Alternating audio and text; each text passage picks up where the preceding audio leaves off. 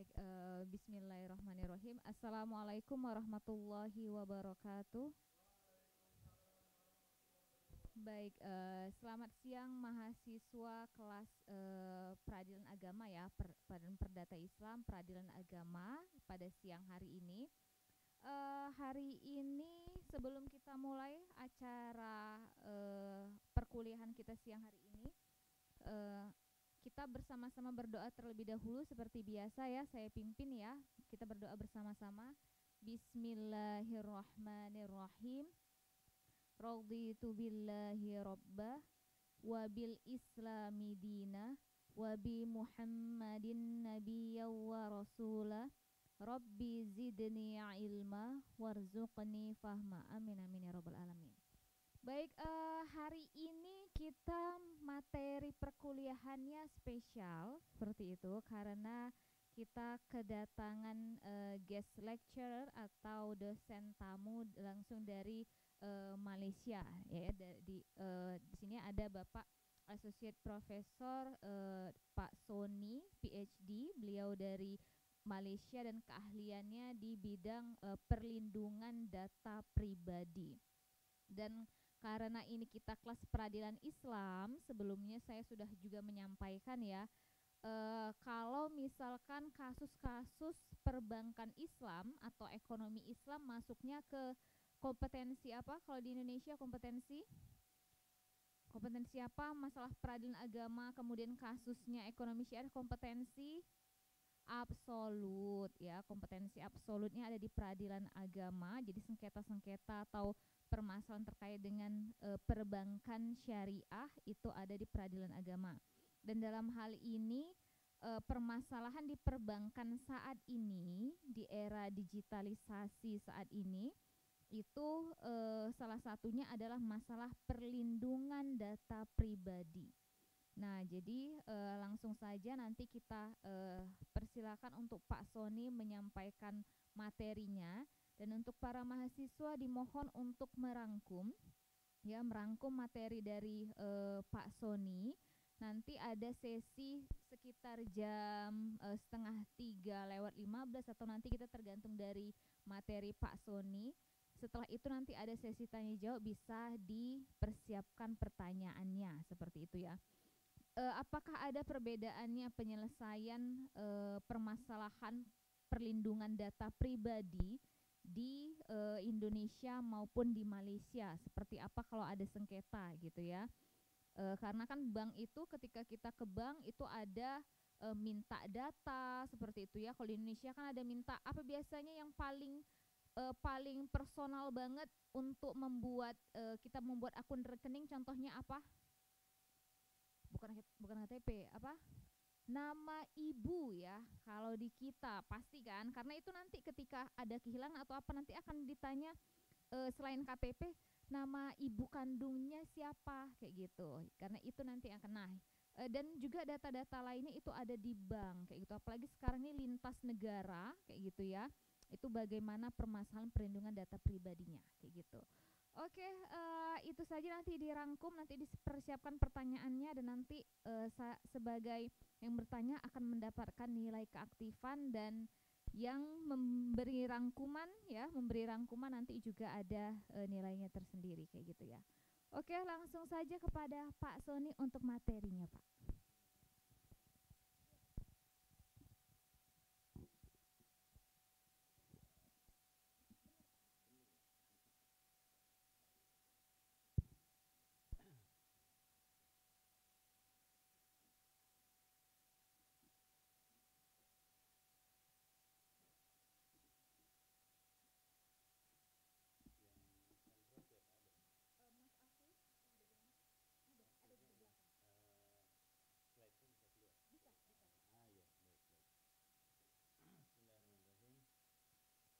warahmatullahi wabarakatuh. Alhamdulillah, wassalamu ala rasulillah, la haula wala quwata illa billah. Terima kasih atas kesempatan yang diberikan untuk saya berbagi pada hari ini. Sebelumnya mungkin ada yang berharap saya bicara bahasa Melayu ya. Bahasa Upin Ipin. bisa diatur sebetulnya, tergantung. Untuk sekedar latar belakang saja, maaf dengan Bu Mia, terima kasih Bu Mia. Perkenalan saja, saya memang dari IIUM Malaysia, tapi aslinya Indonesia. Ya. Namun sudah ya cukup lama sejak kuliah sampai menyambung ya dinas ataupun bekerja di alma mater kami, yaitu di International Islamic University Malaysia. Ada yang pernah mampir ke sana? Belum? Oke. Baik, tentunya dengan UII ya, kerjasama sudah cukup lama dan sebuah hubungan yang sangat produktif ya antara kedua kampus dan kedua fakultas. Kita selalu kirim mahasiswa exchange dari sana ke sini ataupun dari sini ke sana. Lalu dosen-dosennya terlibat dalam kegiatan bersama, penulisan bersama, penelitian bersama ya, dan atau pengajaran seperti saat ini. Nah, jadi menurut saya sebuah kebanggaan kami bisa berkolaborasi bersama UII, Bu. Alhamdulillah pada hari ini saya akan berbagi tentang isu pelindungan data nasabah perbankan Islam, perspektif hukum Malaysia. Baik, ketika saya diajukan judul ini oleh Pak Dodi, saya menginformasikan kepada beliau bahwa yurisdiksi perbankan Islam di Malaysia itu terletak di pengadilan negeri. Ya, tidak sama kalau di sini ya. Di sini di bawah pengadilan agama ataupun peradilan agama. Nah, itu membedakan antara kedua negara, kedua sistem hukum, walaupun secara substansi tentu tidak berbeda ketika bicara perbankan Islam, tidak berbeda. Tapi sistem hukumnya yang mengatur ataupun yang memiliki otoritas adalah pengadilan negerinya. Kalau di sana civil court ya, civil court mulai dari magistrate court, sessions court, high court ya, mahkamah tinggi sampai ke appeal court dan federal court. Dan tentu kita sudah tahu ya secara umum hukum di Malaysia lebih menginduk kepada sistem hukum apa? Sistem common law ya, atau Anglo-Saxon ya, common law. Di sini pun ada sedikit perbedaan, walaupun secara substansi saya lihat semakin lama semakin mirip, nggak ada perbedaan secara substansi hukum. Nanti lebih kepada prosedural, hukum acara ya, dan struktur, dan juga berkaitan dengan administrasi hukumnya. Baik. Jadi kalau bicara tentang pelindungan data nasabah perbankan Islam, ya secara umumnya tidak akan berbeda dengan perlindungan data nasabah dalam perbankan secara umum. Nah, nanti tidak akan beda, ya, artinya undang-undang yang terkait pun tidak beda, undang-undang yang sama dan berlaku untuk semua lini sektor perbankan, ya, bahkan semua sektor keuangan. Undang-undang yang kita pakai nanti ada dua undang-undang utama, yaitu Akta Perlindungan Data Pribadi atau APDP, Akta Perlindungan Data Pribadi tahun 2010, dan juga Akta Keselamatan Cyber. Bahasa Malaysianya keselamatan, kalau bahasa kita keamanan. Kalau bahasa Inggrisnya Cyber Security Act. Ya. Jadi ada dua statut, dua undang-undang yang akan terpakai. Saya ulang tadi, Akta Perlindungan Data Pribadi tahun 2010 dan Akta Keselamatan Cyber atau Siber tahun 2024. Dari kedua akta inilah akan tercatat dan terlihat apakah kira-kira hak-hak dan kewajiban terkait data pribadi atau data nasabah. Nah ya, jadi sebagaimana saya katakan, tidak membedakan antara data nasabah perbankan Islam dengan perbankan umum. Jadi nggak apa-apa dalam konteks ini kita belajar untuk kelas ini, tapi prinsipnya semua sama, fundamentalnya ya. Baik. Lanjut learning outcome di sini ada 3, trend of digitalization. Kita akan belajar ataupun kita akan melihat ya pergerakan tren ya ataupun pola dan juga perkembangan ya dari digitalisasi. Lalu kok kenapa bisa menyebabkan isu data ini menjadi sangat krusial. Saya kira hal ini tidak terlalu sulit untuk saya sampaikan karena kita semua di sini sudah menjadi pengguna aktif ya digital, betul ya. Mungkin benda pertama yang Anda lakukan ketika bangun tidur itu apa kira-kira? Buka HP dulu ya. Buka HP dulu. Itu kayak udah jadi kebiasaan gitu. Buka HP takutnya ada message penting, kita udah ketiduran gitu ya. Atau ada yang ingin sekedar ngitung hitsnya sudah berapa, viewnya sudah berapa. Mungkin satu malam viewnya naik gitu kan. Jadi itu jadi lifestyle kita. Dan perkembangan ini membuat tentu banyak akibat-akibat peristiwa-peristiwa hukum dan akibat hukum, sehingga diperlukan kerangka hukum. Ya, lanjut adalah Malaysian Legal Framework, karena kita belajar dari apa yang ada di Malaysia. Nah, perkembangan yang ada ya seperti saya sudah sebutkan tadi, kita akan belajar secara spesifik. Dan ketiga, isu-isu dan perkembangannya. Pada slide berikutnya saya sampaikan ini adalah tentang tren yang ada sekarang ya. Ini dari awal kita biasa dengan istilah digitalisasi ya. Digitalisasi. Sekarang semua menjadi digital. Kalau dalam konteks belajar sekarang yang biasanya merujuk apakah menggunakan materi-materi yang masih menggunakan kertas tapi sudah didigitalkan.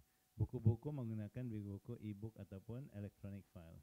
Pencatatan pun kadang-kadang sudah ada yang langsung nyatetnya pakai tablet ataupun langsung ke laptop ya. Ya, atau ada yang masih pakai tangan dulu nanti dipindah ke laptop dan seterusnya. Inilah proses digitalisasi. Ya, dokumen-dokumen sekarang banyak yang tidak perlu lagi berbentuk fisik. Nah, itulah digitalisasi. Tapi tidak cukup di situ ya. Perkembangannya terus berjalan dari digitalisasi. Sekarang apa yang dinamakan datafikasi ya. Dalam bahasa Inggris datafication. Tentu dari data, istilah dari data, tapi sudah ditambah menjadi datafication. Ya, lalu apa itu datafication? Jadi bukan sekedar dokumennya didigitalkan, tapi data-datanya itu diserap. Data yang ada itu diserap, dibaca, dianalisa oleh mesin. Ya, dalam hal ini oleh komputer, oleh sistem komputer. Datanya dibaca, dianalisa, dan melalui analisa itu diambil keputusan-keputusan berdasarkan pemrosesan otomatis. Itulah yang disebut datafikasi. Jadi kalau sekedar digitalisasi masih nggak masalah, ya. Tapi kalau sudah datafikasi artinya data itu dianalisa. Ya, kalau adik-adik semua atau anak-anak di sini ada masih ingat menggunakan kamera yang manual ya, bukan kamera phone. Mungkin masih ada yang pakai kamera, ya, yang bukan phone ya, kamera biasa. Nah, tapi kalau yang lebih manual lagi yaitu yang masih pakai film. Atau Bu Mia yang masih ingat nggak masih pakai film? Kalau ingat ya berarti cukup generasinya ya sesuai dengan seperti saya lah. Berarti masih pakai film roll itu. Itu bedanya apa dengan yang sekarang? Ya mungkin kualitas kita bisa adjust ya, edit segala macam lebih hebat sekarang. Dan sekarang nggak sayang-sayang mau foto sekali satu gaya 10 kali tembak gitu ya. Kalau dulu kan disayang-sayang. Nah, tapi sebenarnya ada perbedaan yang paling krusial, yaitu dengan menggunakan gadget yang lama itu tidak ada pemrosesan data pribadi. Di situ terima kasih. Di situ foto-foto yang kita capture itu akan tetap tinggal di dalam gadget. Bedanya dengan kita ambil foto dengan HP, Anda harus tahu bahwa sekali kita ambil ada kemungkinan data ini sudah tersebar ke pihak ketiga. Ya, ketika Anda pakai itu paling tidak apa? Penyimpanan itu sekarang sudah banyak yang pakai cloud ya. Jadi enggak lagi simpan cuma di sini, tapi simpan ke cloud. Cloud itu kan artinya pihak ketiga yang menyimpan data. Ya. Itu baru penyimpanan. Belum lagi ketika kita menggunakan handphone yang bisa dibaca faktor lokasi geografisnya. Jadi setiap kita ngambil foto itu direkam di mana kita ambil foto. Ya, makanya Anda bisa set saya ambil foto sambil merekam posisinya ada di mana. Nanti satu saat bisa dicek. Oh, saya ngambil foto ini di kawasan depan kampus UII. Bisa dicek. Oh, saya ketemu dia waktu fotoan ini di Jalan Kaliurang misalnya. Kenapa? Karena foto yang kita ambil itu sudah diisi dengan data. Dan data itu adalah data pribadi. Ya, karena di situ ada titik lokasi geografis kita, artinya keberadaan kita itu ketahuan di mana. Nah, itulah bedanya, sama dengan kita menggunakan alat navigasi. Ada nggak yang masih ingat dulu pakainya itu apa? Sebelum ada handphone. Kita pakai Papago Garmin ya, yang kotak kecil-kecil itu, layarnya besar. Itu khusus untuk navigasi di dalam mobil. Ya, sekarang kita pakai HP, pakai Waze, pakai Google Maps dan lain-lain. Apa bedanya? Lagi-lagi beda yang paling krusial adalah penyimpanan data, penyimpanan pemrosesan data. Kalau gadget yang lama itu datanya hanya tersimpan di situ saja. Tapi kalau pakai ini, datanya pertama tersimpan di cloud, data tersimpan di Google Maps yang punya platform itu. Dia jadi tahu kita ini dari mana ke mana jalannya, tanggal berapa, jam berapa, naik apa. Kan bisa pilih naik mobil, naik motor, jalan kaki gitu. Jadi semua yang aktivitas menggunakan Google Maps itu akan terbaca, tersimpan dan juga bisa dianalisa oleh siapa? Oleh si pemilik platform. Nanti kita pikir kok rajin-rajinnya mereka buat gitu. Memang mereka buat gitu. Tujuannya apa? Making money. What else? Ya, mereka mengambil keuntungan komersial dari pengumpulan data itu. Untuk apa ya? Untuk nanti dijual kepada pihak ketiga atau dijadikan produk tertentu. Karena data itu akan membangun profil kita. Ya, kita nggak sadar bahwa ketika kita pakai handphone itu, kita ini sedang ditulis oleh ada pihak ketiga yang sedang membangun profil digital kita. Dan dari waktu ke waktu profil itu semakin lengkap dan akhirnya semakin ketahuan semua kehidupan kita itu ada dalam profil mereka. Ya, termasuk kita kalau buka YouTube, buka Google, nih bicara tentang Google saja, semua ada. Emailnya mereka punya, email kita. Komunikasi kita mereka punya. Pergerakan kita menggunakan Google Maps mereka punya.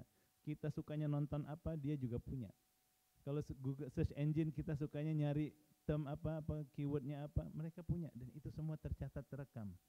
Jangan sangka itu tidak direkam. Ya. Contoh kalau dalam Instagram Anda suka klik itu enggak, love itu ya, hate love bukan hate, like ya. Itu berapa kali Anda nge-like postnya seseorang itu terhitung semua.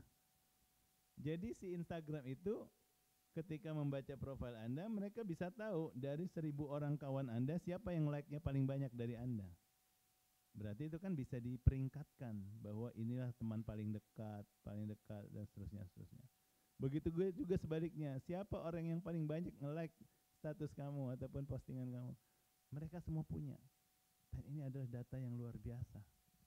Ya, ini profile. Makanya kalau ada yang hari ini sudah buka online shopping nggak? Ada yang sudah shopping online hari ini? Mungkin ya, kita semua aktif ya, tiada hari tanpa shopping online. Atau ada yang baru mau shopping online, baru buka, tapi belum transaksi, nggak jadi. Oke, tutup dulu. Besoknya Anda baru mau buka, muncul lagi itu. Rupanya yang pernah kita cari belum selesai, dia muncul dan mungkin ketika buka medsos muncul lagi. Rupanya keluar dalam FYP kita dan seterusnya. Kenapa? Ya mereka sudah membaca, itulah yang sedang kita cari. Jadi di situ terjadi datafication namanya. Ya, pemrosesan dan penganalisisan data oleh pihak ketiga. Dan yang ketiga yang paling sekarang sedang canggih-canggihnya adalah automatization. Biasa kita tahu, artinya mesin-mesin itu semakin pintar menggunakan data dan bisa menganalisa lalu mengambil keputusan untuk kita. Ya, ini yang disebut automatization. Dan dengan kemampuan itu mereka memiliki kemampuan seperti kecerdasan manusia. Padahal kecerdasannya itu hanya buatan. Disitulah kita dapat istilah artificial intelligence, AI. Ya, ada yang sudah nonton Mission Impossible yang terakhir enggak? Itu kan musuhnya AI. Kalau yang film-film lampau musuhnya teroris. Sekarang musuhnya AI.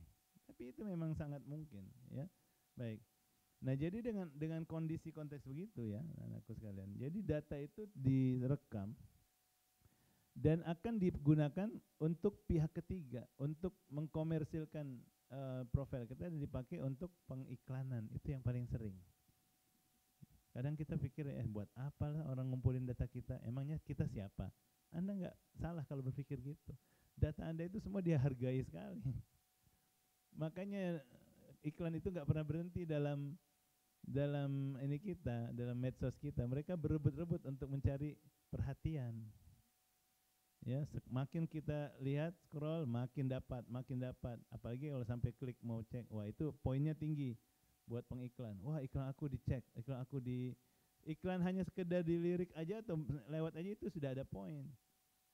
Makanya sekarang yang orang bikin konten itu semakin banyak dia dapat viewer, ya semakin banyak dia dapat masukan imbalan dari pihak pengiklan. Karena pada saat yang sama iklan-iklannya ikut naik gitu loh. Nah, itulah yang terjadi, memang disebut dengan komodifikasi, ya, pengkomersialan data kita. Ya, ada seorang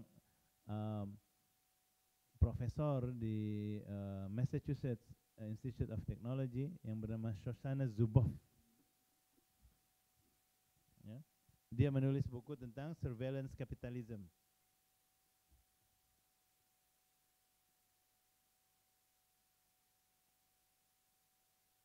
Boleh.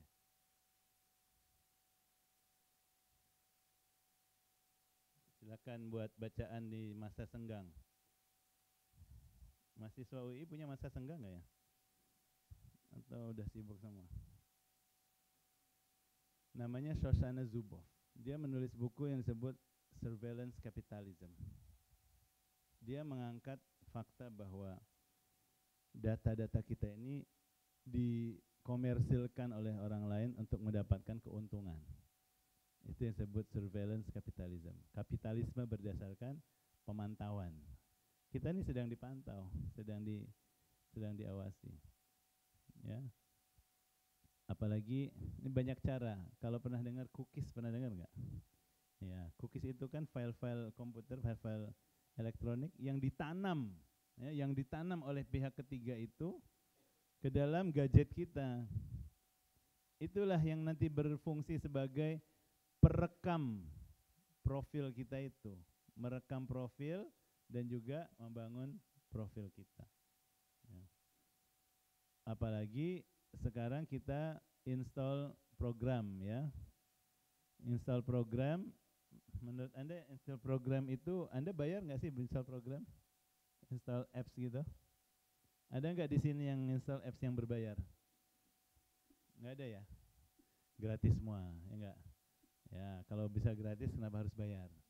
Cuma kalau dipikir-pikir, apa iya gratis? Nah, kalau dipikir-pikir common sense aja lah. Emangnya mereka nggak pakai duit bikin apps? Untuk bikin researchnya, bikin desainnya, itu semua duit. Lantas bagaimana mereka mendapatkan keuntungan? Tidak lain tidak bukan adalah dengan mengambil data kita. Ya, ini sudah bukan rahasia umum lagi, semua orang sudah tahu. Apalagi kalau Anda sebelum install apps, Anda baca dulu syarat dan ketentuan. Ada nggak yang baca syarat dan ketentuan? Atau lewat saja ya? Kalau dibaca itu nanti ketahuan. Oh, data yang disimpan itu akan dipakai untuk ini, itu. Kami mengambil data, menyimpan data pengguna berupa data pribadi, data lokasi, data transaksi, data communication traffic. Wah, rupanya banyak sekali data yang mereka ambil itu. Nah, jadi kita sekarang sudah tahu, you do it at your own risk. Ya. Semakin banyak kita ngumpulin apps dalam handphone kita, ya semakin membuka peluang dan pintu-pintu untuk orang mengambil data kita. Nah, jadi kalau mau install apps, ambil yang memang benar-benar diperlukan saja gitu. Nggak perlu ikut-ikutan, gitu ya. Makanya sekarang handphone kita ini sudah menjadi gudang data, ya, gudang data, ya enggak. Anda kalau disuruh milih, mendingan kehilangan tas isinya buku kuliah atau kehilangan handphone? Sudah jelas jawabannya ya. Semua ada di situ. Ya. Ayo kita untuk sedikit menghangatkan suasana, buka dulu handphonenya semua. Boleh ya, biasanya nggak boleh ya Bu Mia ya. Nggak apa-apa, ini bagian dari kuliah. Buka handphonenya, aktifkan, lalu kalau ada password dibuka passwordnya. Sudah? Sudah semua? Ada yang pakai scroll, apa namanya? Swipe, ada yang pakai mata sekarang. Wah, anak saya mau buka aja harus foto diri dulu, nggak bisa saya masuk. Anda juga gitu ya? Oke, sudah ya, sudah. Yuk kita sedikit eksperimen saja. Sekarang ikut instruksi saya ya. Jangan buat gerakan-gerakan tambahan. Silakan dipegang HP-nya. Sekarang HP-nya ya, pulpen taruh dulu, Ya, pegang HP. Lalu HP-nya silakan ditukar ke teman sebelahnya. Yang depan ini, belakang boleh. Bertiga ditukar-tukeran. Ayo, tapi tunggu instruksi saya ya. Ingat paspornya harus sudah dibuka. Baru tuker loh, belum diapa-apain. Jangan dulu. Nah. Sudah pegang semua. Kira-kira enaknya diapain nih HP teman kamu? Apa yang perlu dibuka nih? Pilih. Mau apa, WA-nya atau album fotonya, atau apa lagi ya yang enak ya? Email. Antara itu kira-kira yang mana yang kita minta buka nih? Jangan ya, jangan dulu. Ini belum saya instruksikan. Ada yang mau usul? Yang buka mana? Pak, yang album foto aja, Pak. Habis nanti semuanya. Oke, kalau gitu gimana dengan WA-nya aja? WA boleh ya? Kalian sebenarnya pakai apa sih kalau ngobrol? Instagram? Apa Instagramnya aja? Boleh juga.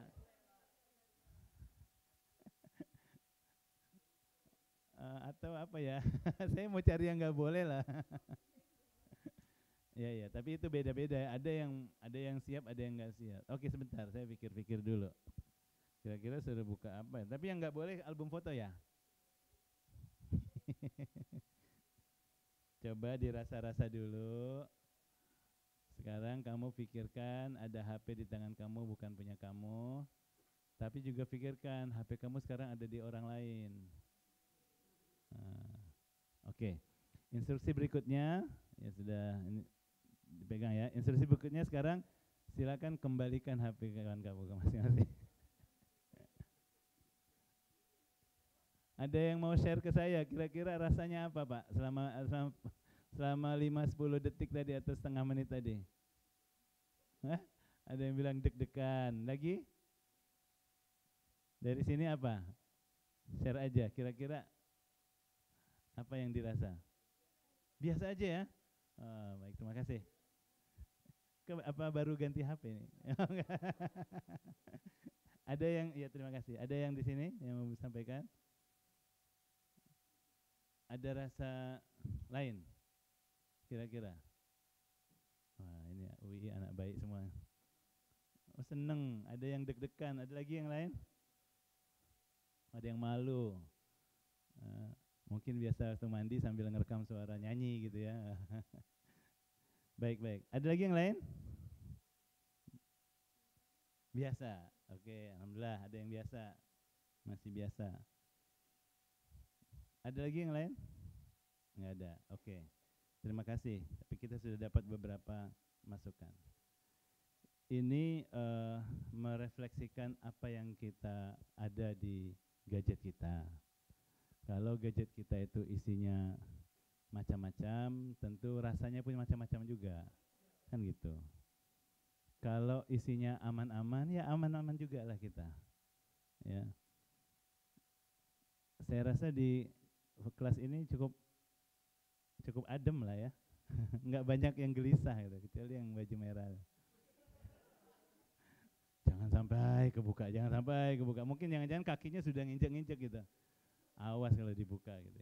Nah, itu umum ya, ada yang begitu, ada yang aman, ada yang, karena ya kita nggak tahu, kita masing-masing punya hak lah. Punya gadget masing-masing, mau buka apa, ya, mau komunikasi dengan siapa, mau menyimpan nomor siapa, ya itu hak Anda. Cuma sekarang bayangkan dalam HP itu menyimpan begitu banyak data kita, ya. Bayangkan kalau HP itu yang Anda rasa sangat-sangat khawatir kalau jatuh ke orang lain, lalu misalnya hilang, tentu pikiran kita sudah nggak konsentrasi lagi, karena data kita semua di situ, ya. Mungkin nanti akan beda ketika audiensnya misalnya teman-teman yang sudah bekerja, ya, karena data finansialnya ada di situ, ya, data pembayaran. Kamu nggak khawatir kalau OVO-nya dipakai orang lain misalnya, kan gitu, sekali tempel, nah. Atau ada foto, ada perbicaraan. Jadi ini dari eksperimen ini menunjukkan bahwa begitu banyak ya data kita itu yang sudah kita simpan di gadget kita. Nah ini bukan cuma gadget, sekarang ini istilahnya ada Internet of Things. Artinya satu gadget dengan gadget yang lainnya itu bisa saling tersinkronkan dan bisa saling membuka, saling mengakses. Artinya kalau saya akses dari HP, saya bisa akses data saya yang ada di komputer. Kalau saya bisa buka komputer saya bisa akses data yang di HP saya atau di jam tangan saya tentang data kesehatan saya gitu kan, ada juga, atau di data di rumah. Ini namanya Internet of Things. Ya, jadi kalau ada satu yang terbuka, itu bisa membuka peluang bocornya data dari tempat lain. Nah, dalam konteks sekarang tentu akan lebih menantang ya untuk menyimpan data itu. Kadang data rumah bocor, data kantor pula yang bisa diakses, atau sebaliknya, data diakses di gadget di kantor dibuka, data yang ada di rumah juga bisa terbuka. Jadi ini menimbulkan risiko ya, risiko-risiko pada, silakan slide berikutnya. Ini foto saya zaman Covid yang masih gondrong. Slide berikutnya mungkin bisa lanjut. Jadi terjadi ada risiko seperti itu, banyak risiko kebocoran data. Lanjut 2 slide setelah ini. Ya. Multidimensi potensi pelanggaran data ya. Aktivitas perniagaan kita, banyak data-data yang selama ini mungkin diakses ya. Data pelanggan, data transaksi. Lihat sajalah data online shop Anda misalnya ya. Barang-barang apa yang pernah dibeli gitu ya kan, ada sebagian barang yang kita nggak mau orang tahu bahwa kita pernah beli itu gitu ya. Kan ada juga, itu kan beda-beda orang punya preferensi gitu ya. Data pembelian, data keuangan dan perbankan, pembayaran dan lain-lain. Lalu aktivitas pekerjaan buat yang sudah bekerja, data SDM. Data SDM itu artinya data karyawan itu sendiri. Lalu data riwayat hidup, data prestasi kerja, data keluarga, data kesehatan. Ini semua data pribadi. Aktivitas pendidikan, data siswa, data prestasi akademis. Ya, kan kita nggak mau nilai-nilai kita tuh dibaca orang ya. Mungkin kita lapor ke orang tua sudah cukup, tapi orang lain jangan tahu. Ya, itu artinya kita punya preferensi untuk menyimpan data itu.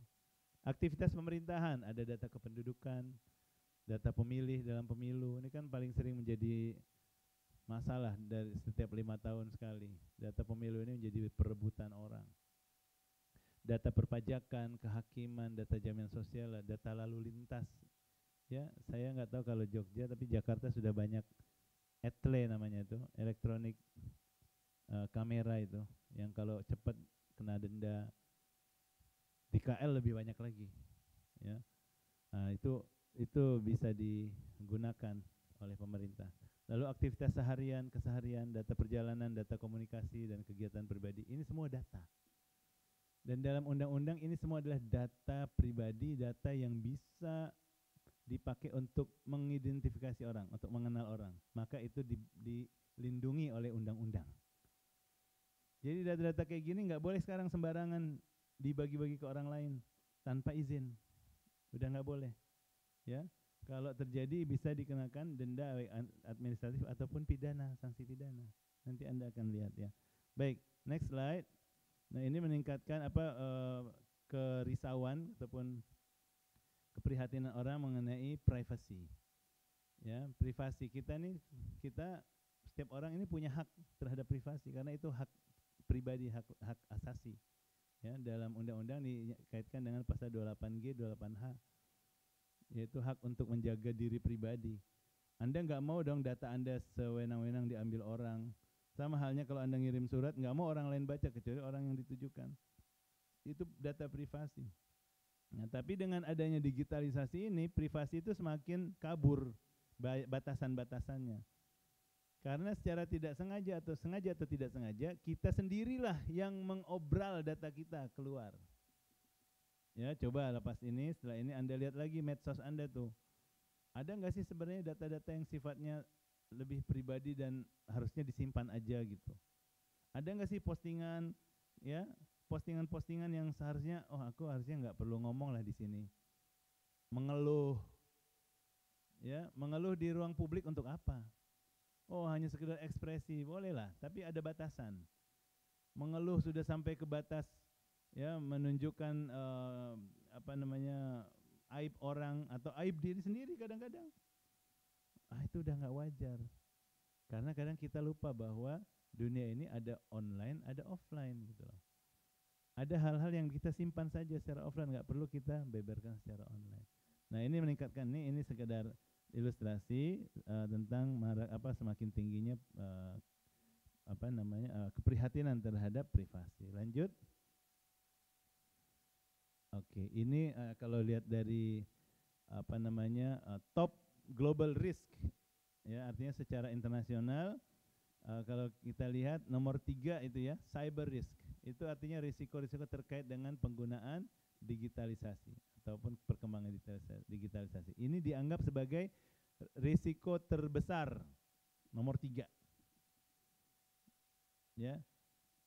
Ini jadi survei tahunan, orang ditanya apa yang kamu anggap sebagai risiko terbesar bagi dunia ini untuk company ya, jadi dunia bisnis.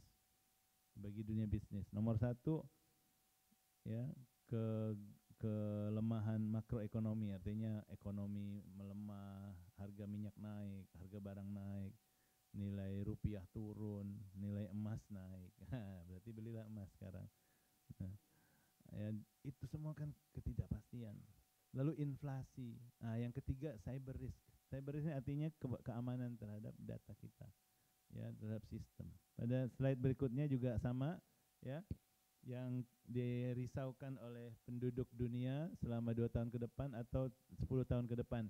Yang warna ungu ini artinya kaitannya dengan data dan sistem komputer, sistem digital. Yang warna ungu artinya menjadi seperti apa? Misinformasi. Nah, sekarang ini banyak sekali hoax. Ya. Bahkan saya lihat di beberapa tadi saya di kesempatan lain, banyak rupanya hoax yang menimbulkan bukan hanya kegundahan personal, tapi menimbulkan chaos, kerusuhan. Sudah banyak terjadi. Ya. Di Amerika orang kulit hitam menjadi korban, ya, korban hoax yang diserang ramai-ramai oleh pihak kulit putih. Di Inggris, di London, orang Islam, ya, menjadi korban pembulian massal gara-gara adanya hoax. Karena katanya ada pembunuhan anak-anak yang dilakukan oleh orang Islam. Akhirnya orang Islam London banyak yang diserang. Itu kejadian beberapa tahun lalu. Di Indonesia pun sempat terjadi, ya, karena hoax-hoax tertentu mau menimbulkan amarah. Nah, jadi ini bahaya sekali, ya. Baik, kita lanjut ke yang berikutnya. Nah, ini sudah mulai pada slide berikutnya, ya, contoh-contoh keadaan di mana data, ya, terdistrupsi. Nah, ini, ya. Ini sudah masuk ke berbagai pemberitaan, data dipakai untuk kejahatan. Suka nggak dapat WhatsApp atau teks dari orang yang ngaku kawan kita? Pernah nggak? Pakai nama teman, entah dia membajak nomor teman kita atau pura-pura jadi teman kita, tapi bikin WA palsu, pakai profile picture teman kita, lalu taruh nama teman kita, dan kita pun nggak ingat nomor aslinya apa, kan gitu. Tahu-tahu dia WhatsApp, tolong minjam duit sebentar, 500.000 nanti aku transfer sore ini. Ngomongnya pun kayak biasa. Nah, ini sudah banyak sekali kejadian. Masalahnya kita pun lengah, lalai. Kita nggak ngecek dulu, langsung percaya aja gitu. Oke, minta nomornya. Nah, minta nomor dikasih, akhirnya rupanya itu nomor orang lain. Penipuan. Jadi data kita dipakai untuk menipu orang lain. Nah, itu udah penyalahgunaan data. Data pribadi dijual bebas, jebol sistem pengamanan KTP elektronik. Bayangkan kalau KTP elektronik sudah jebol, apa yang bisa dipalsukan? Semuanya. Ya, semuanya. Data elektronik kita ini sudah banyak sekali data yang disimpannya, termasuk data retina ya. Ingat Mbak, waktu bikin KTP elektronik, ada yang baru-baru ini bikin, ada nggak? Diambil nggak elektronik apa data mata? Masih ya? Nah, jadi sudah ini terus sidik jarinya 10 ya. Nah, 10 sidik jari retina kedua mata itu apa? Itu secara biometrik sudah sangat spesifik itu. Kalau ada orang sampai menguasai database elektronik KTP elektronik kita, ya berarti dia bisa membuat cloning diri kita gitu loh secara nggak langsung lah. Artinya sudah punya berbagai data kita. Nah, itu bisa dipakai untuk macam-macam, untuk memalsukan identitas, ya, untuk membuat pinjaman-pinjaman palsu, membuat investasi palsu dan seterusnya.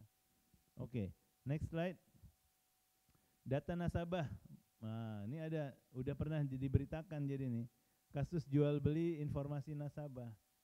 Ini saya dapat berita dari seseorang individu, bukan dalam pemberitaan. Dia bilang waktu itu, ya, dia kerja di sebuah institusi keuangan dan ada pihak orang ketiga yang mendatangi institusi keuangan itu dan minta mau beli data nasabah. Ditanya, untuk apa ini? Oh, soalnya kan mau ikut pemilu katanya. Jadi dia harus tunjukin anggota partainya sudah banyak gitu ya. Jadi kan partai kalau ikut pemilu harus ada anggota di Jawa, di Sumatera, Kalimantan. Nah, mungkin belum cukup, akhirnya dimintalah datanya untuk seakan-akan didaftarkan ke KPU, seakan-akan ini loh apa nih anggota partai kami gitu. Wah, sampai begitu rupanya. Ya. Jadi tujuan data nasabah dijual itu memang macam-macam ya, memang macam-macam. Oke, lanjut. Ini adalah artikel yang pernah saya tulis sebelumnya. Oke. Yaitu judulnya apa? Gaduh data Facebook.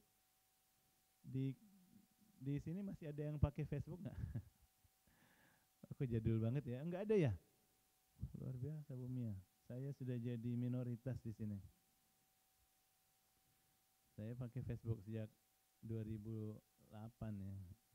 Jadi sekarang udah, dulu Facebook top ya, belum ada yang lain-lain. Nah, habis itu Instagram naik, TikTok naik, apa lain-lain tuh. Nah, ya saya harus ganti slide setelah ini ya. Jadi ini artikel saya sebenarnya. Dulu Facebook itu ketahuan membagi data ke pihak ketiga.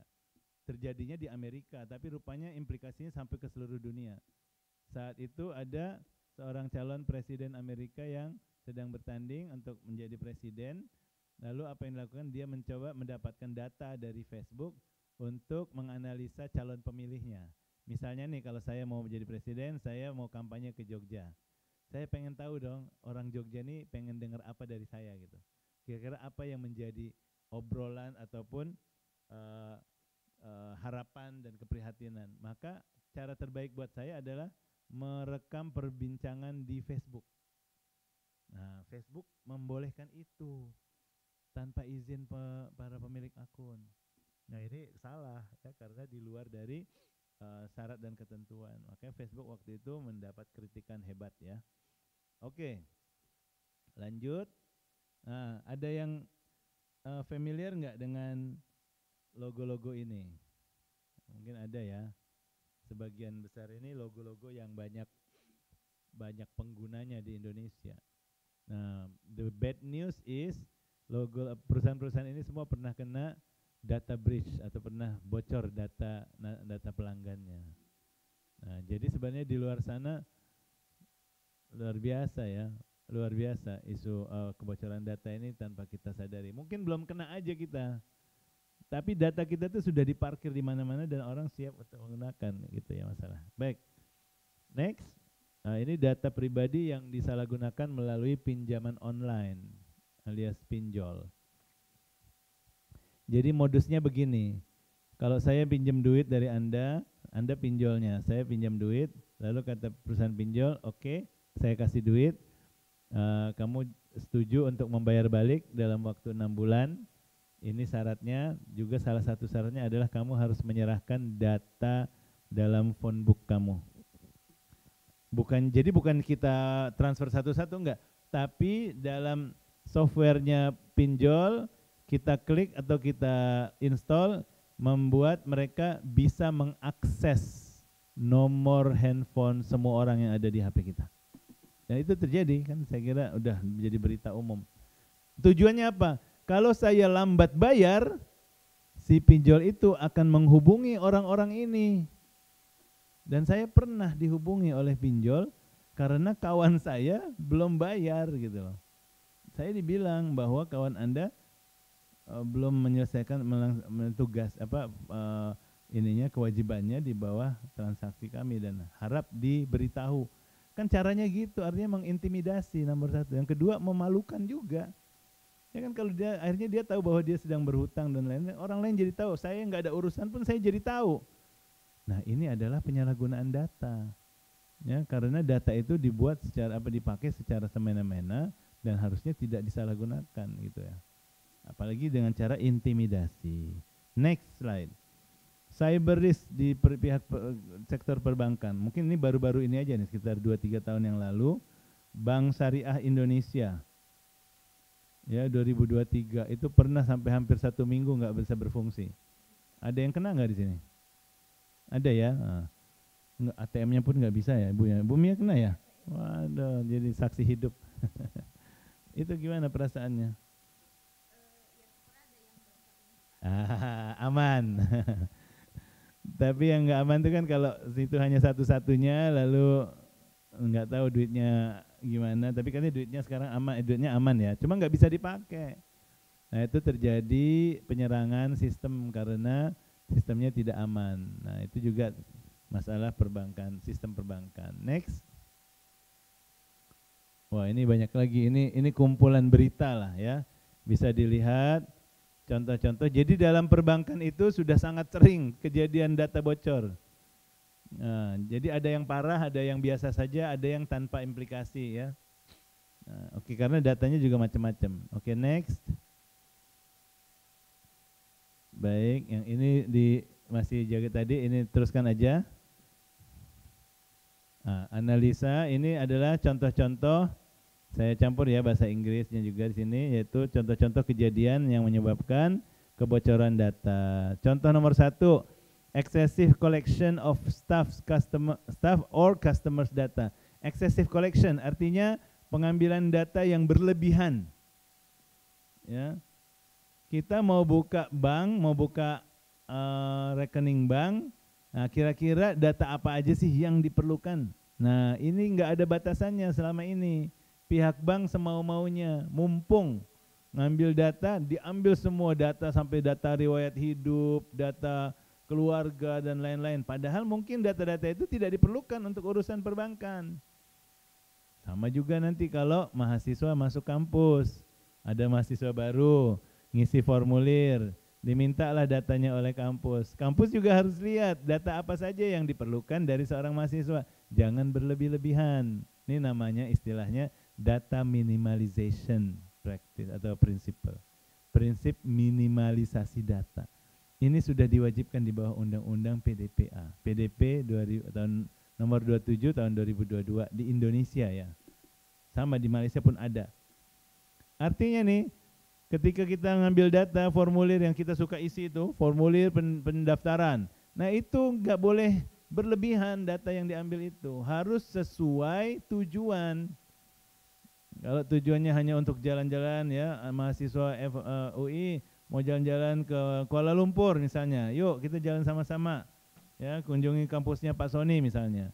Oke, koordinator tolong kumpulin data sampai data riwayat hidupnya lah, data sekolah, macam-macam. Jangan ya, kumpulin data hanya sesuai dengan keperluan. Oke. Nomor 2, giving away control of data to third parties. Nah, ini pihak ketiga mengakses, tentu jadi salah ya. Nomor 3, unauthorized inadvertent, tidak sengaja terbuka data. Contoh nih ya, di sini ada nggak stasiun komputer yang dipakai umum oleh mahasiswa? Mungkin di lab ada ya, dan semua orang bisa masuk perpustakaan. Lalu kita lupa log off, Bu Mia. Ini kadang-kadang kejadian, atau staff kadang-kadang gitu juga. Pakai, lupa log off. Akhirnya orang lain masuk pakai login account kita. Nah itu kan juga kesalahan, sebenarnya ketidaksengajaan tapi menyebabkan kelalaian dan bisa menyebabkan pencurian data dan lain-lain. Unsecured devices, gadget-gadget atau sistem yang tidak diamankan, termasuk wifi. Nah ini wifi, kalau Anda ketemu wifi gratis jangan langsung lompat-lompat ke girangan. Ya, harus hati-hati juga. Mau pakai wifi itu hanya untuk urusan-urusan yang sifatnya tidak terlalu personal. Boleh, silakan ya. Tapi kalau udah urusan sangat personal, apalagi melibatkan transaksi, kalau bisa, kalau ada pilihan jangan pakai wifi yang terbuka. Itu mudah buat orang yang ngerti teknologi, dia bisa memantau, ya, memantau informasi yang kita pakai. Itu bisa. Nah, jadi harus hati-hati. Maka pihak kampus pun kalau ada wifi dibuat ada sistemnya, ada enkripsinya dan lain-lain. Yang saya rasa yang lain oke. Oh ya, nomor 7, communication, discussion, gossip, etc. over social media. Kita lengah, lalai, kita membicarakan sesuatu yang personal tapi sebenarnya di domain publik. Ini sering terjadi kok, saya lihat kadang-kadang ada hal-hal yang harusnya bicarakannya secara privat tapi ditulis di Twitter lah, di mana-mana yang semua orang bisa baca loh. Wah hari ini aku masuk kelas boring banget deh dosennya. Dia nggak tulis namanya, terus ada yang tanya, emang siapa? Tulis namanya. Ini nggak sengaja ataupun lalai, lupa, ataupun memang cuek, ya itu kan udah salah. Dari segi etika mungkin tidak tepat. Belum nanti kalau udah sampai ke pencemaran nama baik, repot berabe. Gitu ya. Baik, next slide. Nah ini kutipan dari pimpinan pemerintahan di Malaysia, Datuk Seri Anwar Ibrahim. Dia juga menyampaikan pentingnya pengambilan data itu secara beretika dan secara legal ya. Oke, next. Privasi dan data protection in the Islamic Perspective. Kenapa saya taruh ini nih? Saya kalau di kampus memang kita belajar konsep baik secara umum ataupun secara konsep syariah, maqasid syariah Islami. Saya kira UI pun juga sesuai ya, membicarakan. Kita bicara keselamatan data. Kenapa itu? Secara konsep keislamannya penting. Memang penting. Jadi saya kaitkan dengan ayat-ayat Al-Qur'an ya, terutama kalau untuk perbankan Islam. Jadi harus lebih sesuai ya, sesuai dengan syariah, sesuai dengan prinsip-prinsip maqasid. Nah, jadi data itu di dalam Islam itu sangat penting ya, dalam konteks perjuangan Nabi Muhammad. Data itu untuk pembangunan masyarakat, untuk peperangan, untuk penyimpanan rahasia, itu semua disimpan dengan baik. Data itu adalah aset. Ya, nanti silakan dilihat surat Al-Qur'an, suratnya dari Al-Qur'an dan ayatnya. Lalu komunikasi yang sifatnya pribadi itu tidak boleh dibocorkan ke orang lain. Ya, tidak boleh dibocorkan orang lain, apalagi yang bersifat rahasia, itu sifatnya adalah amanah. Silakan nanti dicek ya. Tidak boleh saling membongkar rahasia orang lain. Ini dalam hadis Nabi banyak, dalam surat Al-Hujurat pun banyak. Ya, menjaga kehormatan orang. Nah, ini kan sifatnya untuk menjaga data pribadi orang ya. Lalu juga privasi dalam aspek teritori, fisik, tempat, rumah. Itu kan rumah tempat yang paling private ya, dan itu dinyatakan sendiri dalam Al-Qur'an. Kalau kamu datang ke rumah orang, ketok dan kirim assalamualaikum, kalau enggak ada balik, jangan paksakan diri untuk masuk. Lalu kalaupun datang ada waktu-waktu tertentu yang kamu tidak boleh datang. Ini semua secara spesifik dalam Al-Qur'an. Ya. Rule against surveillance, jangan memata-matai.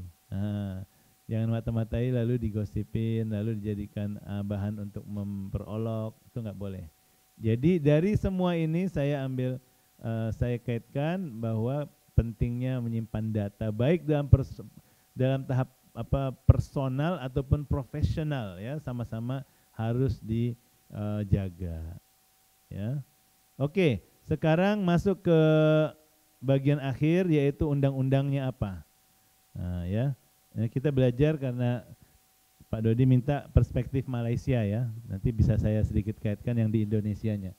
Jadi di Malaysia ini sekurang-kurangnya ada 4 undang-undang yang terkait dengan pelindungan data pribadi atau data nasabah. Yang pertama, Personal Data Protection Act, saya sudah sebut tadi, Akta Perlindungan Data Pribadi tahun 2010. Ya.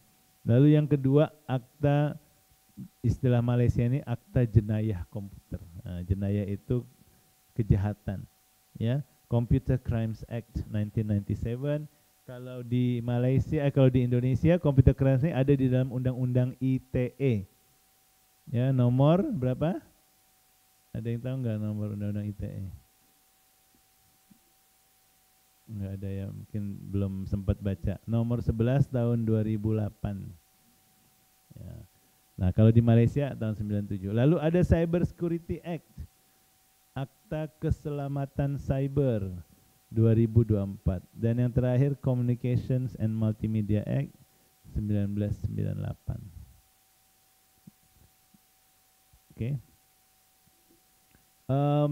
Ini masing-masing sebenarnya punya skopnya sendiri, tapi akan sangat membantu dalam konteks melindungi data pribadi. Sebenarnya ada juga undang-undang khusus perbankan, tapi itu kan cover semua hal ya, dan tentang datanya pun nggak banyak, tapi semua hal tentang perindustriannya, tentang produknya, tentang apa governance-nya, tapi yang tentang datanya nggak banyak justru. Nah, jadi ada undang-undang spesialisnya tentang data. Oke, next slide. Kita akan sedikit buka Data Protection Act. Next slide. Oke. Ini belajar undang-undang ini sambil belajar kalau di Indonesia Undang-Undang Nomor 27 tahun 2022. Sama namanya Undang-Undang Pelindungan Data Pribadi. Nggak pakai R ya, pelindungan, bukan perlindungan. Nah, itu beda. Oke, jadi sama prinsipnya, yaitu apa sih yang diatur? Data pribadi. Apa yang dimaksud data pribadi? Semua data yang bisa digunakan untuk mengenal seseorang. Nah, mengenal itu artinya mengidentifikasi. Oh, ini merujuknya ke Mbak itu. Oh, ini data ini Mas yang belakang sana. Kalau sudah bisa begitu berarti data itu adalah data pribadi. Kalau contoh nama, apakah cukup sebagai data pribadi? Kalau namanya Ali, ya ada berapa Ali di dunia ini, di Jogja ini, di kampus. Mungkin tidak cukup. Tapi kalau namanya Ali Syekh Abu Bakar bin apa disebut, orang langsung tahu, oh itu Ali yang kosnya di depan kampus. Orang langsung, artinya itu cukup sebagai data pribadi yang harus dilindungi. Bagaimana dengan nomor handphone? Apakah data pribadi? Pertanyaannya, misalnya nih, Anda lihat ada di depan itu ada nomor handphone 08 sampai 9. Ini data pribadi atau bukan? Pertanyaannya, apakah Anda bisa mengenali orang yang di belakang, di balik nomor ini atau enggak? Oh, kalau cuma nomor siapa yang tahu ya? Enggak tahu, kecuali kalau Anda hafal. Kan kalau cuma nomor ini enggak bisa kita cari. Tapi Anda bisa enggak cari tahu dengan nomor ini? Orangnya siapa? Mungkin bisa ya. Caranya gimana Mas kira-kira? Yang mana yang bilang bisa tadi? Nanya kemana? Bisa ya? Bisa ngecek nama? Oh ya, saya nggak pernah tahu ya. Bagus itu. Nah, artinya bisa dikenali kan, nomor itu bisa dikenali. Misalnya saya bilang, oh tadi yang melakukan kesalahan ataupun kejahatan misalnya adalah seorang lelaki umur antara 30 ke 40, nomor teleponnya 011 dan seterusnya. Jika ini bisa untuk mengenali seseorang, maka itulah data pribadi. Ya, kalau cuma sebut lelaki umur sekian mungkin belum bisa. Lelaki umurnya sekian tinggal di Kaliurang, ya masih belum cukup. Lelaki umur sekian tinggal di Kaliurang, setiap malam makan pecel lele. Cukup enggak? Enggak cukup. Tapi habis itu tambah nomor teleponnya. Dengan nomor telepon itu bisa dicek. Jadilah dia jadi data pribadi. Artinya kalau dia sudah bisa disebut data pribadi, maka Undang-Undang Nomor 27 tahun 2022 bisa terpakai ke situ. Nah, itu dari segi pengertian data. Jadi kalau cuma sekedar data yang tidak bisa dikenali, tidak. Baik. Di Malaysia pun lebih kurang sama ya. Kita lanjut aja ke slide berikutnya. Kelas kita sampai maghrib ya, Bu? Enggak ya? Oh, langsung ada yang kaget. Oke, insya Allah nanti ada tanya jawab ya. Nah, mungkin saya akan dalam 5-10 menit lagi. Next slide please. Oh ya, luar biasa ini. Langsung di demo saya kalau mau sampai maghrib ini. Ngeri. Saya dengar anak UI kan demonya paling apa?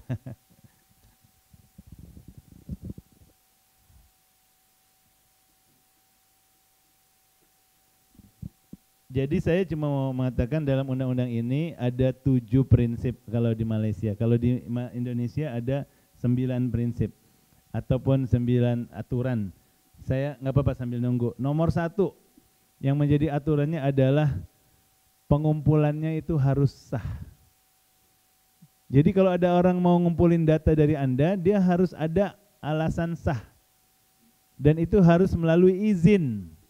Kalau ada orang ngumpulin data, entah perusahaan apapun, kampus, sekolah, tempat kerja mau ngumpulin data, dia harus minta izin. Nah, bagaimana dengan yang tidak ada izin? Apakah salah? Sekiranya tidak ada izin tapi ada alasan yang sah mengikut undang-undang, sesuai undang-undang, maka boleh. Contoh misalnya alasan untuk penegakan hukum, untuk pencegahan bencana, pencegahan kejahatan, untuk nolong orang sakit. Masa mau nolong orang sakit, mau dioperasi ke rumah sakit, ditanya dulu, Pak, isi formulir dulu, kalau nggak ada yang lain deh, kita minta pasiennya, kan udah nggak praktikal, ya udah nggak praktis. Jadi ada hal-hal tertentu yang memang keizinan itu tidak perlu. Tapi dalam konteks umum, kalau ada orang mengambil dan menggunakan data Anda tanpa izin Anda, maka Anda bisa perkarakan di bawah Undang-Undang Nomor 27 Tahun 2022. Sama juga dalam pihak bank, ya.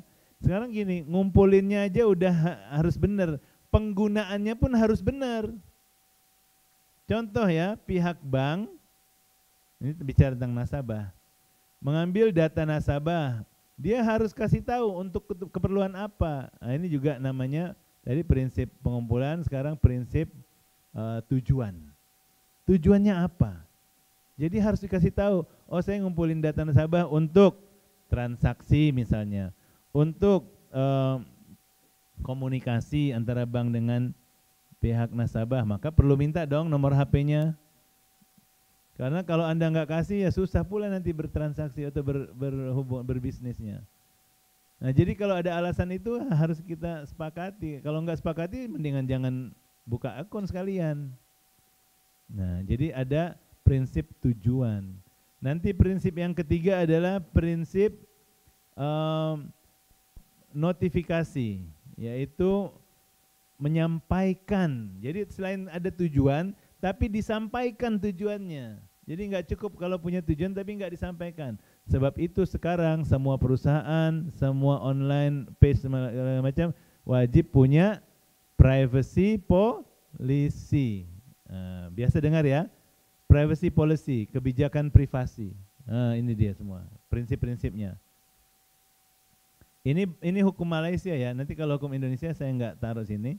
Nanti silakan Anda cari padanannya di pasal 16.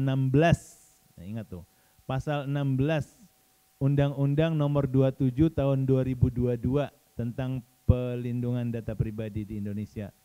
Pasal 16. Ini di Malaysia ya. Pasalnya pasal 5. Ini Undang-Undang Malaysia. Tapi prinsipnya lebih kurang sama. Saya sampaikan tadi. Pengumpulannya harus sah, tujuannya harus tepat, harus dinotifikasi, dikasih tahu. Jadi kita nasabah ini tahu, oh data ini dipakai untuk apa ya. Lalu prinsip disclosure kalau di sini artinya kepada siapa data itu akan dibagi, harus diberitahu. Oh data ini kita perlukan karena kita akan berbagi dengan pihak A, B, C, D misalnya. Perlu dikasih tahu. Makanya privacy policy itu jadi penting. Lalu prinsip security, keamanan. Bagaimana Anda mengamankan data nasabah?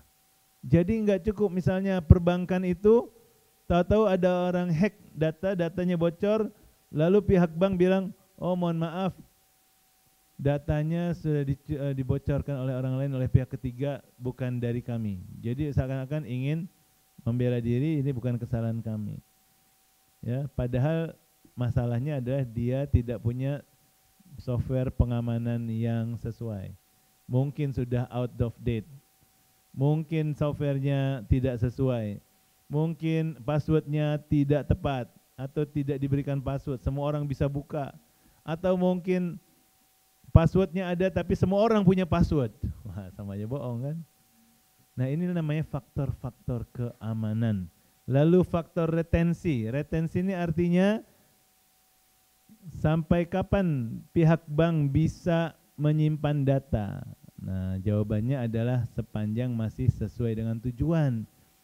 Contoh saja, kalau ada nasabah yang sudah selesai tujuannya, tidak lagi mau membuka akun, ingin tutup akun, ingin selesai urusan dengan bank, mungkin ingin buka akun di bank lain, maka data dia di bank itu tidak boleh disimpan lebih lama lagi.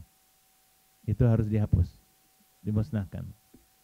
Selanjutnya data integrity, artinya data yang disimpan harus benar, komplit, dan up to date. Nah, data integrity ya.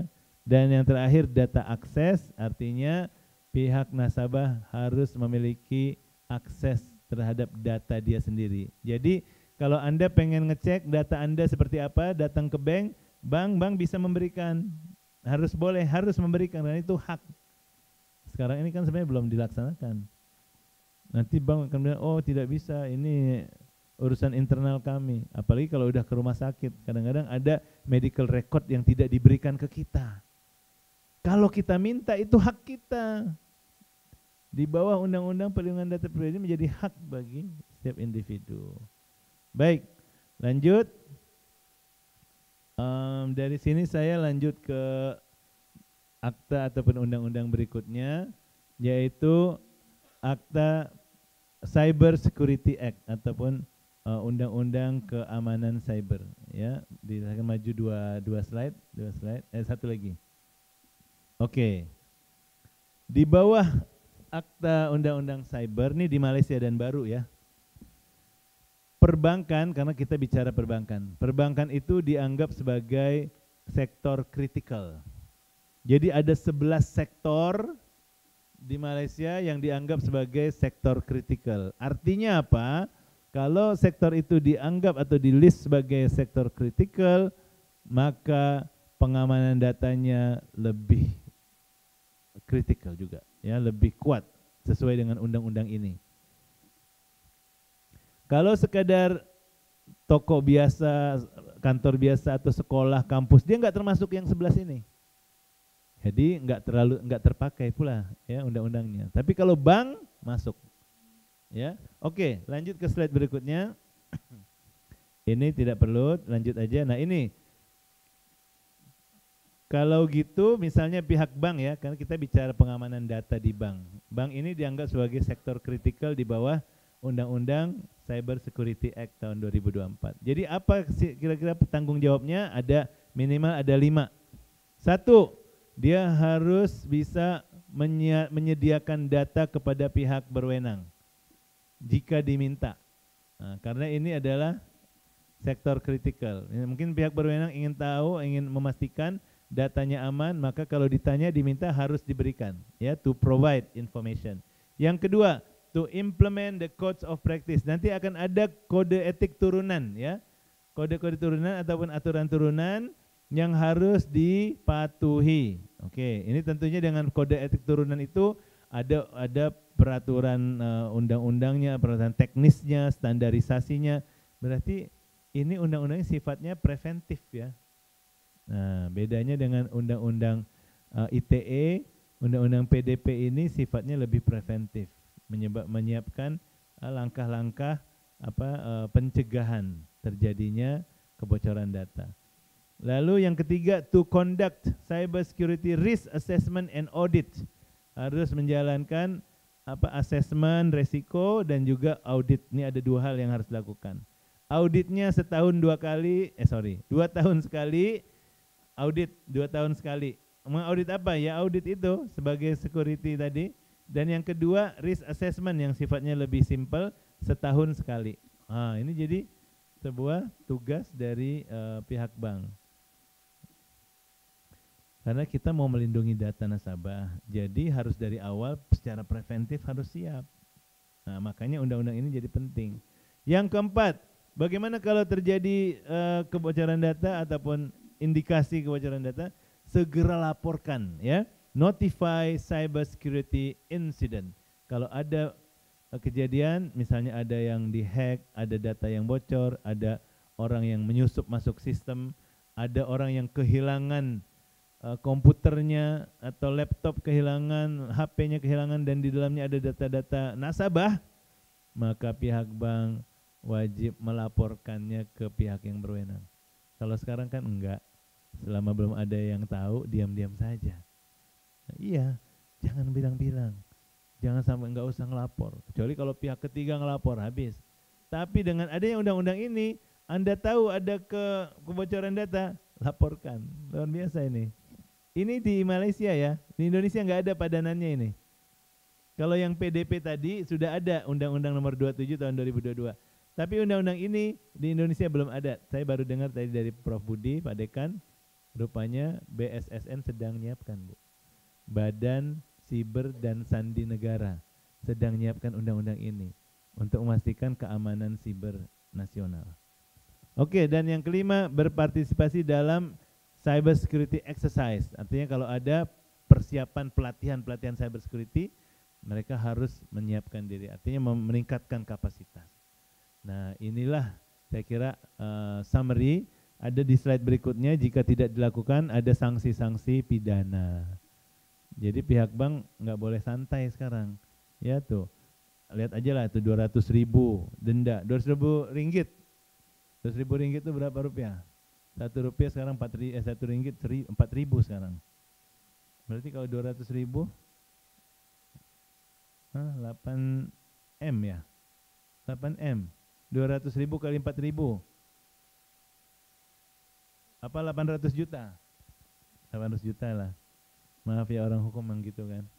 Hitung-hitung. Enggak tahu kalau anak hukum sekarang. Sama lambat dikit kalau suruh ngitung-ngitung.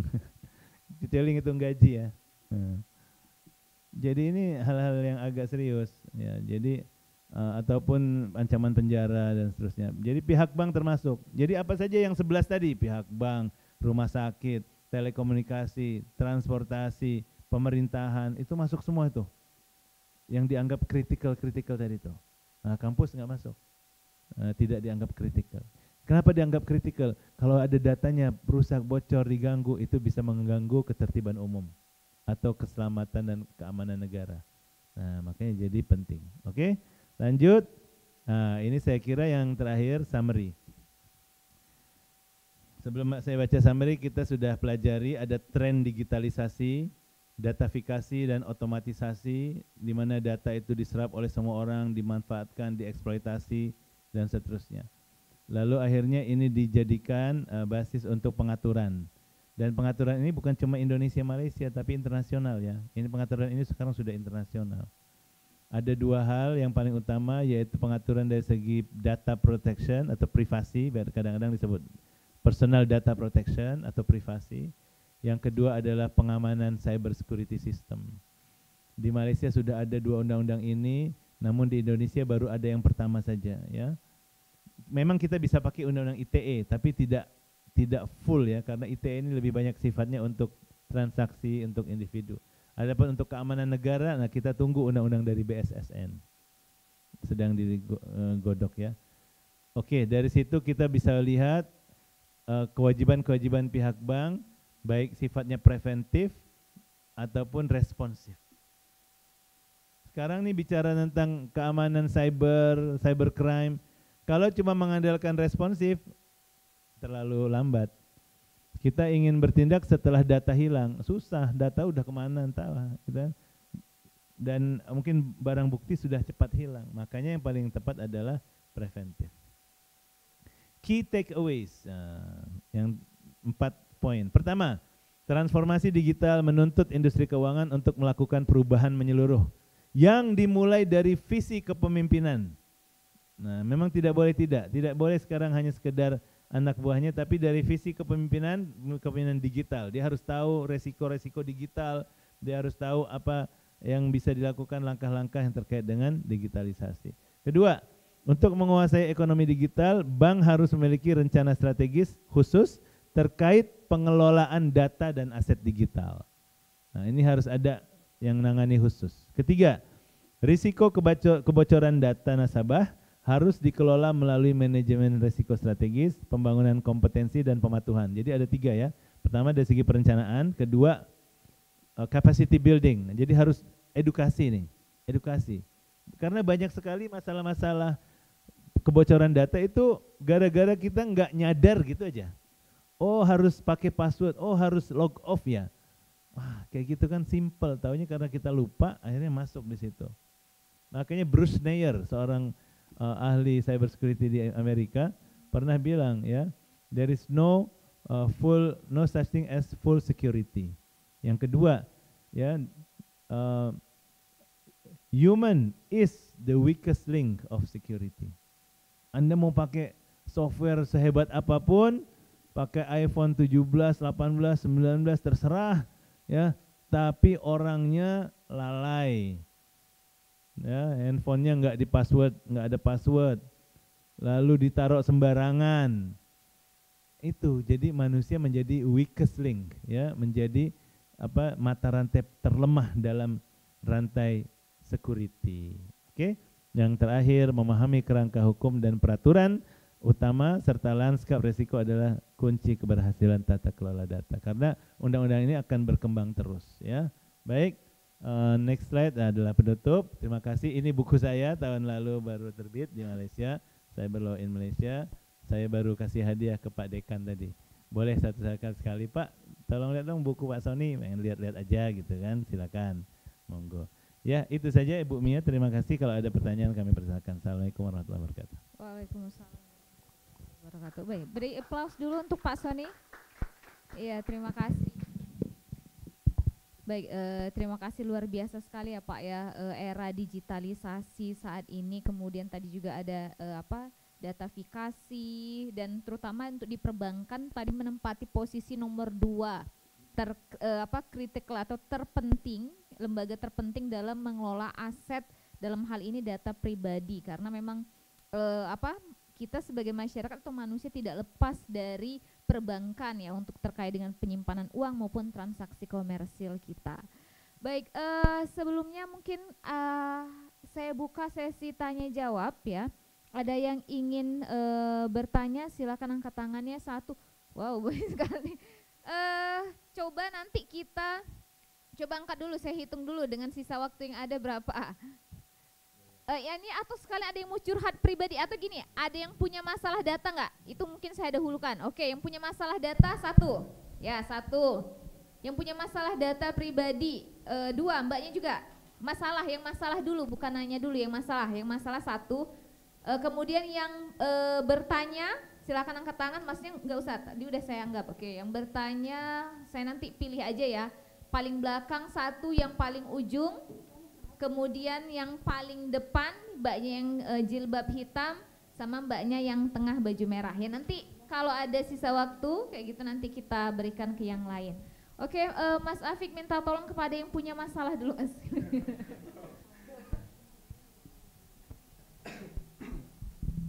Sebutkan nama sama nama aja cukup ya Mas. Baik, terima kasih atas kesempatannya. Perkenalkan, nama saya Fatihatul Febrianur Rahman.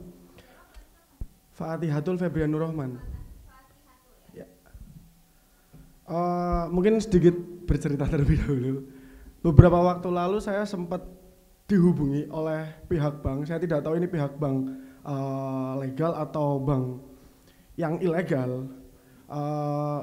Bahwasanya menghubungi saya itu tujuannya untuk meminta tolong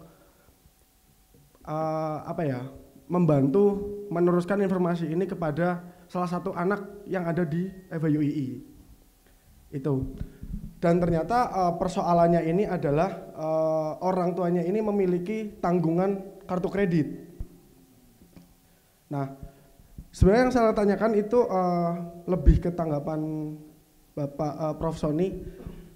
Apakah itu termasuk penyalahgunaan data? Karena pada dasarnya saya tidak mengenal mahasiswa FHUI ini yang bersangkutan, yang orang tuanya bersangkutan dengan pihak bank ini.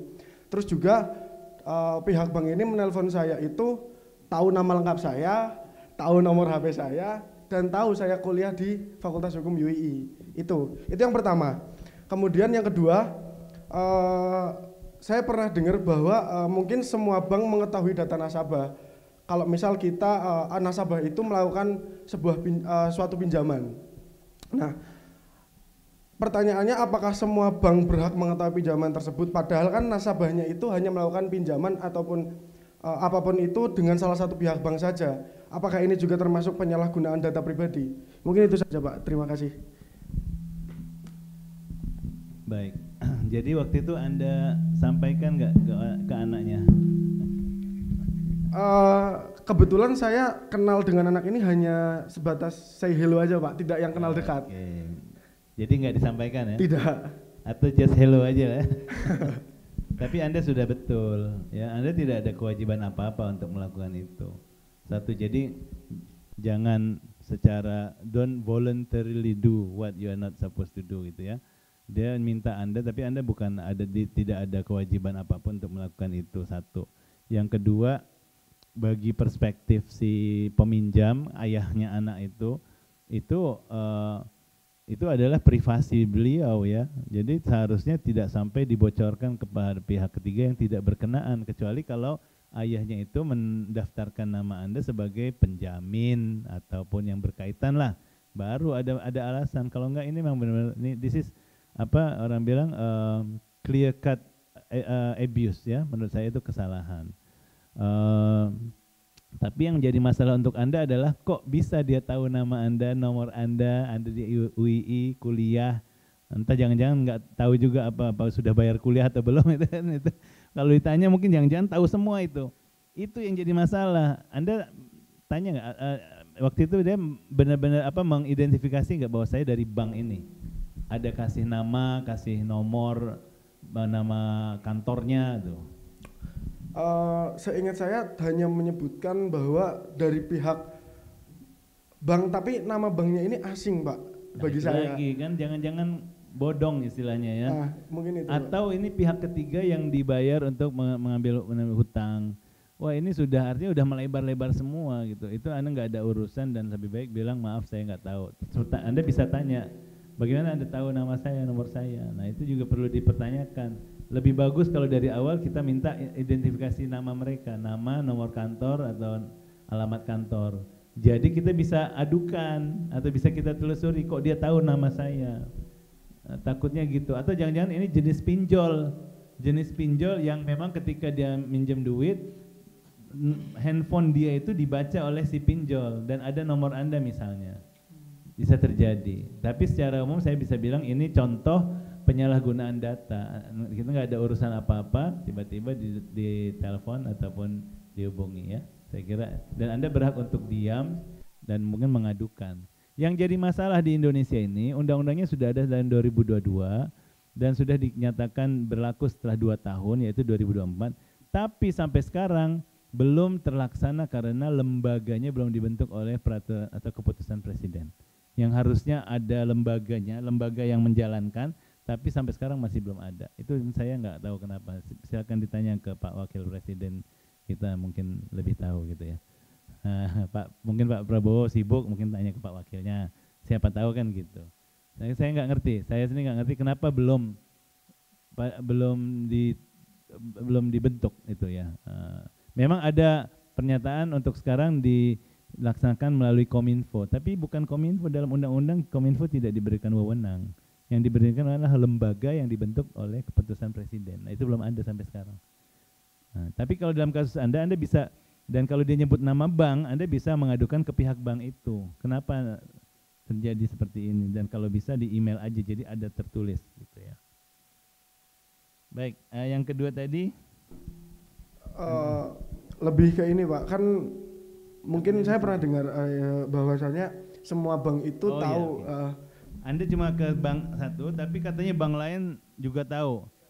Nah, kita harus perhatikan dulu, karena di dalam sistem perbankan nasional itu ada semacam database, ya, yang didirikan oleh pemerintah atas undang-undang, tapi hanya untuk keperluan tertentu. Jadi saya tidak terlalu hafal ataupun ngerti. Jika memang yang dimaksud adalah itu database, misalnya database pilot, database tertentu, atau database ini loh, terrorism related ya, misalnya blacklisted yang terkait dengan teroris ataupun money laundering, itu biasanya ada database nasional dan itu semua bank bisa merujuk. Nah, saya nggak tahu sejauh mana itu yang sesuai, tapi kalau hubungan Anda hanya ke satu bank, bank lain tidak boleh tahu harusnya. Itu jelas. Jadi bank lain yang tahu itu dapat dari mana, itu disitulah ada abuse. Oh iya, tadi saya belum ngasih tahu bahwa di bawah Undang-Undang PDP Indonesia itu bisa jadi sanksi perdata, sanksi administratif atau sanksi pidana, yaitu orang yang menggunakan atau mempublikasikan data orang lain tanpa izin. Itu ada jelas sekarang, itu ya. Secara umum sajalah, mudah-mudahan bisa memberi pandangan. Yang lain? Baik, terima kasih Pak. Ya, Baik, satu lagi aja ya, karena mengingat mungkin yang ada sesi perkuliahan lagi yang sore, satu lagi aja singkat saja dan Ya, silakan. hanya satu pertanyaan ya. Mbaknya silakan Mbak tadi. Ya. Nah, itu dioper tuh. Ya, Mbak dioper itu, Mbak. Nanti yang lain mungkin bisa, kalau ada lagi nggak kuliah bisa langsung ketemu Pak Sony aja ya di Boleh. luar dari kegiatan ini kalau mau tanya-tanya. Oke, monggo Mbak.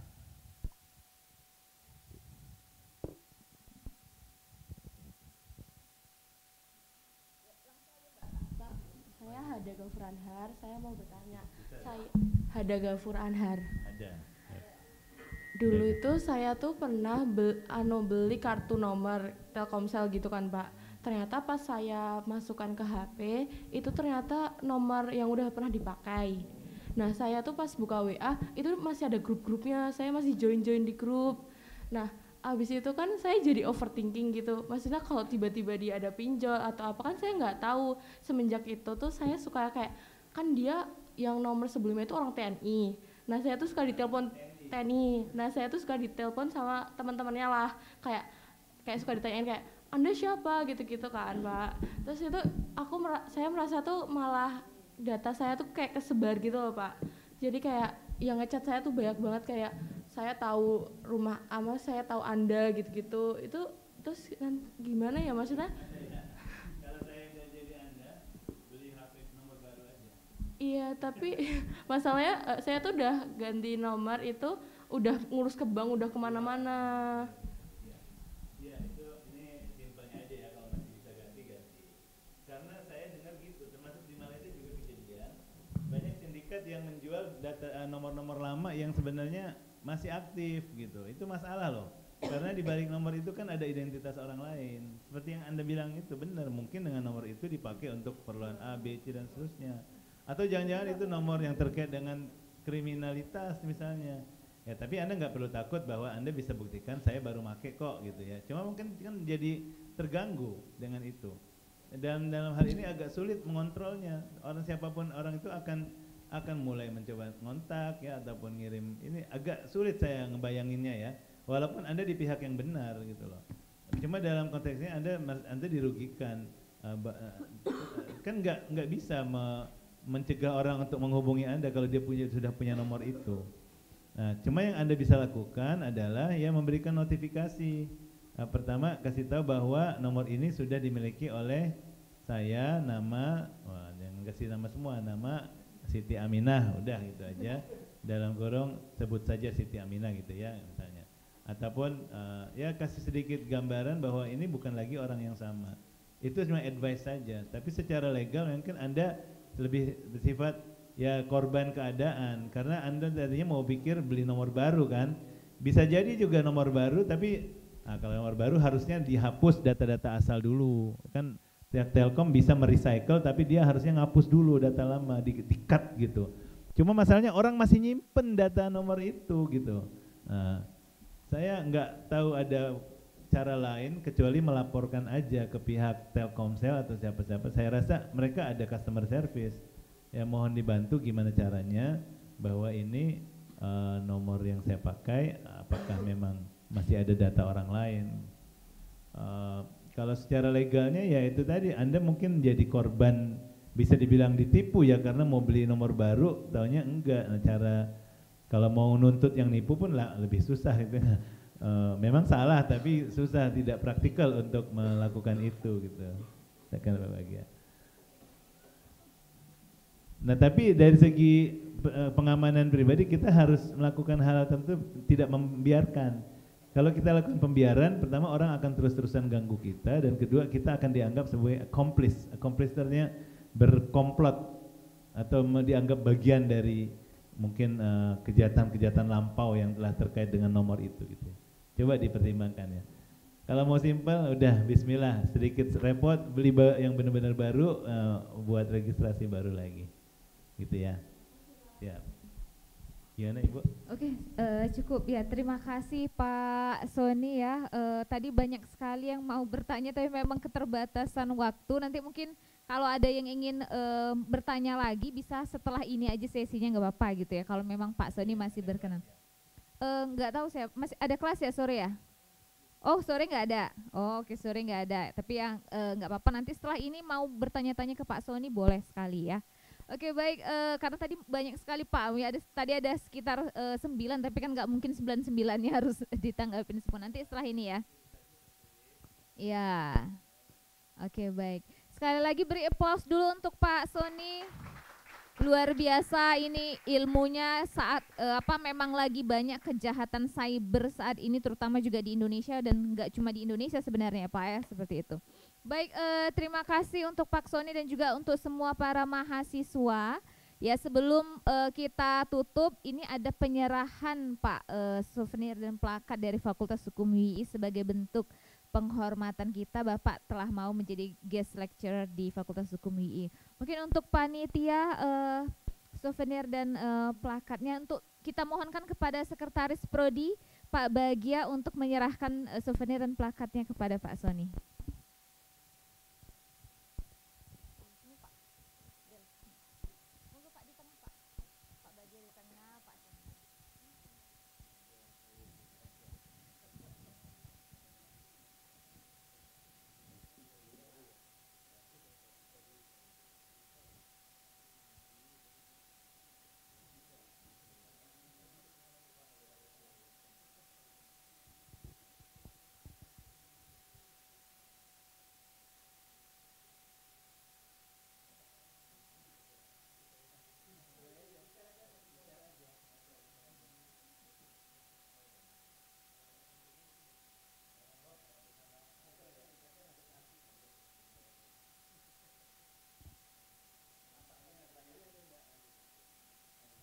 Ya nanti Pak di terakhir mahasiswa berdiri semua sekali, nanti keluar nanti itu Pak.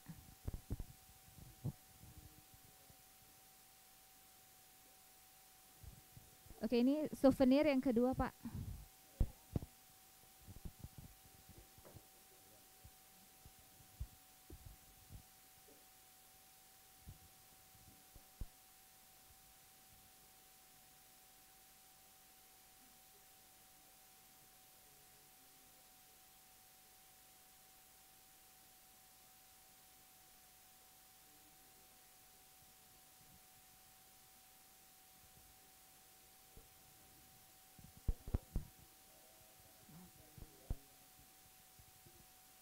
Oke, terakhir untuk semua mahasiswa boleh berdiri nanti biar sekalian keluar.